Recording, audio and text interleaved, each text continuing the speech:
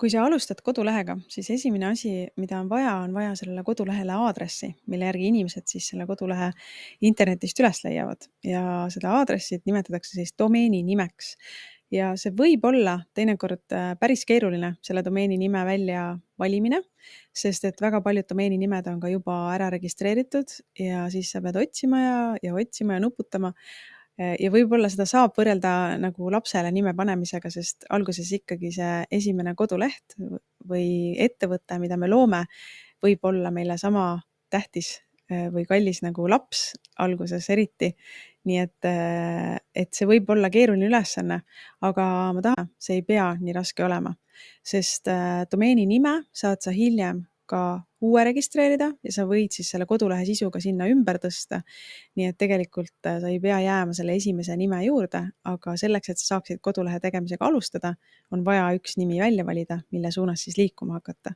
Kui sul on olemas juba ettevõte või sul on bränd olemas, siis seda lihtsam, aga kui sul veel ei ole brändi nime, vaid on lihtsalt valdkond ja tegevus, mida sa soovid tegema hakata, siis võib see võtta aega. Aga ära takerdu domeeni nime valikusse niivõrd, vaid pea siis silmas neid võib-olla 3 sellist lihtsat reeglit, mis domeeni nime puhul on oluline. Esiteks, et ta oleks siis meeldejääv. Meeldejääv sellepärast, et kui sa kohtud näiteks tänaval oma vana sõpra tuttavat ja sõber küsib, et millega sa viimasel ajal siis tegeled ja sa ütled, et ma olen avanud näiteks ilusalongi Tallinnas, siis loomulikult ta tahaks minna vaatama kodulehte, näha neid tehtud töid näiteks, mis on ja mis teenused seal pakutakse. Aga kui sa ütled, kui su kodulehe aadress on väga-väga keeruline ja oletame, et sõbral ja tuttaval ja sinul endal pole ka pastakat paberit ega mobiili käepärast, et seda nime siis kuhugi üles kirjutada, siis lihtsalt see ununeb, läheb meelest. Teine asi on see, et kui sa teed raadioreklaame või üldse audioreklaame, räägid podcastis kuskil või kuskil räägid, kus sul ei ole võimalik visuaalselt näidata või kirjutada oma domeeni nime või kodulehe aadressi, siis on nii hea, kui see on selline lihtne ja meeldejääv nimi, et inimene siis pärast saab ja minna ja selle järgi siis sinu teenuse või tooteni jõuda. Teiseks, mis teeb siis nime meeldejäävaks, on tegelikult väga oluline, et see oleks ka lihtne. Ja lihtsuse all ma mõtlen, et ta oleks lihtsasti hääldatav, et ta ei oleks keeruline võõrsõna, et inimestel ei tekiks küsimust, kuidas seda üldse kirjutada.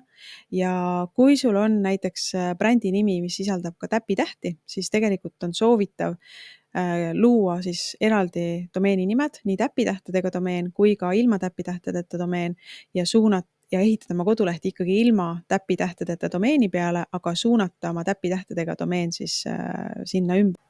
Sest kuigi veebibrausereid ja sul on võimalik registreerida endale täpitähtedega domeen, siis veebibrausereid ei pruugi lugeda seda korralikult ja väänavad selle nime hoopis teistmoodi. Ja lihtsalt seetõttu inimestel võib tekkida eelarvamus, kui nad näevad üleval URL aadressiribal mingit väga kummalist domeeni nime. Nii et kui sul on täpitähtedega domeen, siis sa võid küsida nõu ka oma veebiserveri teenuse pakkujalt, aga soovitav on registreerida siis ilma täpitähtedeta, aga lisaks ka täpitähtedega sinu brändi kaitseks ja suunata see täpitähtedega domeen oma siis kodulehele, mis on ehitatud üles ilma täpitähtedeta domeenile. Siuke keeruline lause.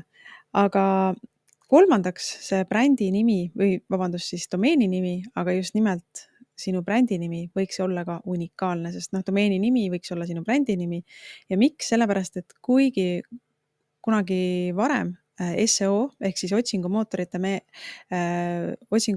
jaoks oli hea, kui sul oli domeeni nimi sisaldas ka märksõna, millega inimesed sind otsivad, näiteks ütleme lillepood Haapsalus või ilusalong Tallinnas ja sa oleks võinud siis panna ilusalongtallinnas.ee, siis tegelikult see enam otsingumootoritele ei loe. Nii et tasub keskenduda unikaalsusele, sest kui sa paned enda domeeni nimeks ilusalongtallinnas.ee, siis lihtsalt tuleb keegi teine, paneb parem ilusalong tallinnas.ee ja nii edasi. Ehk siis sa ei eristu konkurentsist ja sellepärast tasub mõelda unikaalse nime peale, mis oleks lihtne ja meeldejääv. Aga kui sa oled domeeni nime siis ka valimas, siis kontrolli, kas domeen on saadaval erinevate laienditega. Näiteks EU ja .com lõpuga. Eriti loomulikult, kui sul on tulevikus plaan või sa juba tegutsed välisturgudel, siis on see väga oluline.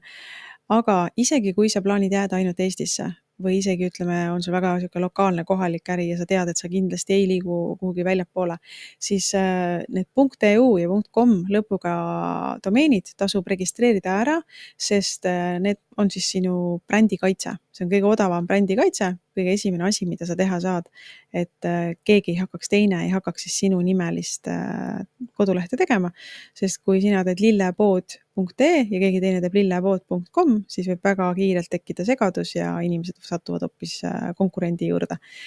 Nii et seda tasub kontrollida ja kui nüüd rääkidagi siis domeeni hindadest, mida ma pärast näitan ka, siis tegelikult need hinnad ei ole nii kallid. .eu lõpuga on kõik, nad on kuskil ütlema keskmiselt 10 eurot aastas, et igal juhul on see investeering, mida tasub teha selleks, et sinu bränd oleks kaitstud.